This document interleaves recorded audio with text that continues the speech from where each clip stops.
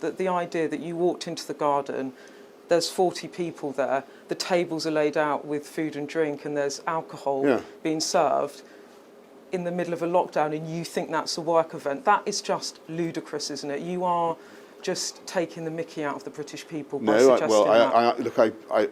You know how silly that sounds, don't you? I think what people need to do is wait and see what the report says. But I repeat my deep apologies to people for mistakes that may have been made on my watch. But you see that looks ridiculous.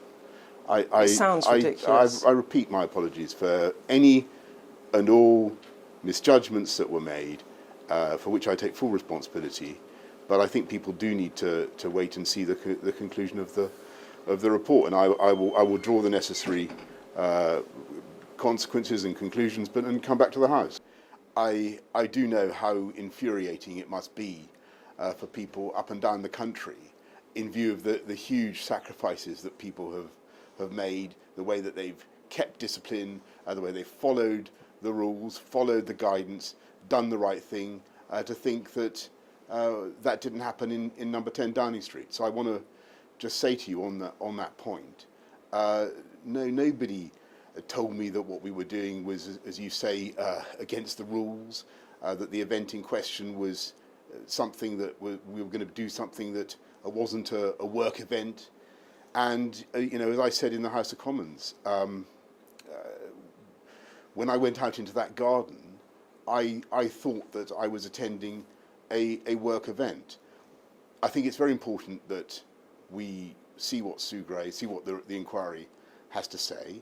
I will be coming back to the House of Commons as soon as it's reported, or as soon as I can after it's reported, and I'll be telling people more. So can I just be clear? So just so we're really clear on the record what you're saying about all of these allegations, no one verbally warned you at any point, and you neither saw nor was told about any email from Martin Reynolds about this Bring Your Own Booze party, or that anyone around you in your office or any advisors raised this with you. You had no prior knowledge. I can categorically tell you that I never saw I've seen the email, the Martin Reynolds, the email of invitation.